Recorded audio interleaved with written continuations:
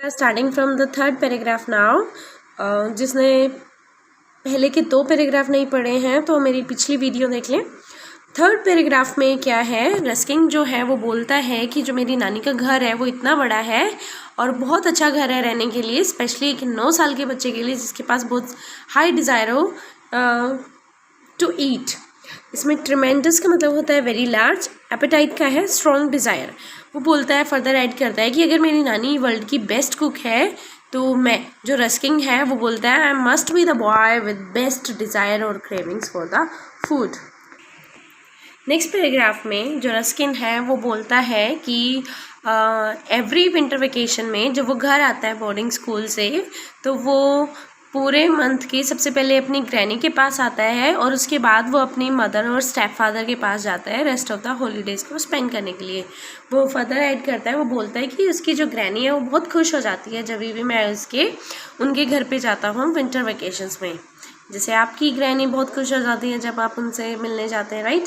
तो वो कहता है कि मेरी granny most of the time alone रहती है, नॉट एंटायरली। ऐसे तो उनके घर में गार्डनर है धूकी, है ना, जो कि आउट हाउस में रहता है। आउट हाउस क्या होता है, जो आपकी मेन बिल्डिंग के बाहर आप एक छोटा सा घर बना देते हैं ऑफ 1 और 2 रूम्स जिसमें आपके वर्कर्स या फिर हेल्पर्स रहते हैं।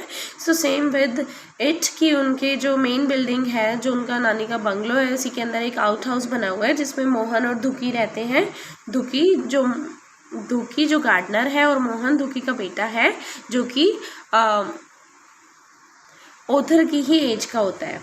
वो बोलता है कि आया भी होती है जो एक हेल्पर है, मेरी नानी को हेल्प करती है हाउस होल्ड वर्क में।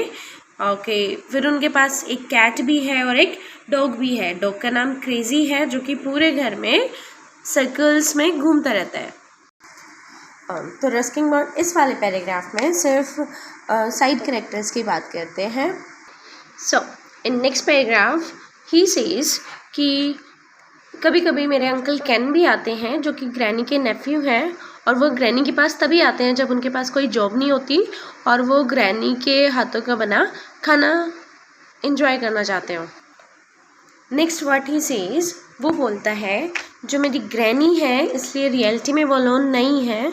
वो कहते हैं जो मेरी ग्रैनी है वो अपने लिए खाना बनाती है तो इतना इन्जॉय नहीं करती है। She didn't enjoy cooking for self, although वो कैट, डॉग और अंकल कैन के लिए खाना बनाती है और वो अप्रिशिएट भी करते हैं उसके एफर्ट्स को, लेकिन उसे सबसे ज़्यादा पसंद है रस्किन को खाना खिलाना। क्यों, वो रीज़न भी बताता है। वो बोलते हैं क्योंकि उनके अकॉर्डिंग बॉयज़ जो हैं वो एडवेंचरस होते हैं, प्लस जो बॉयज़ हैं they are always ready to try the most unusual dishes. कि जो बॉयज़ होते हैं वो हमेशा न्यू डिशेस को ट्राई करने के लिए रेडी रहते हैं। तो ग्रैनी जो है वो एक्सपेरिमेंट करती है खाने के साथ, अलग अलग न्यू चीज़ें बना के रस्किन को खिलाना चाहती है।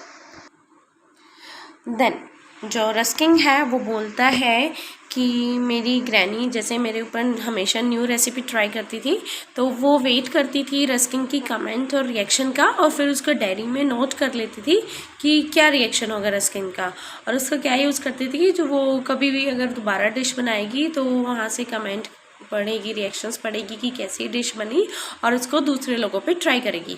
वो अब जैसे हर एक पर्सन की स्पेशलिटी होती है कि वो हर एक चीज़ में तो अच्छा नहीं कर सकता लेकिन किसी ना किसी चीज़ में वो बेस्ट होता है, राइट। तो सेम विद कुकिंग, जैसे ग्रैनी का शौक था खाना बनाने का and she was a good cook, तो ऐसे ही ग्रैनी की स्पेशलिटी रोस्ट डक की। तो कहता है कि ग्रैनी की स्पेशलिटी थी कि रोस्ट डक वो सबसे अच्छा बनाती थी।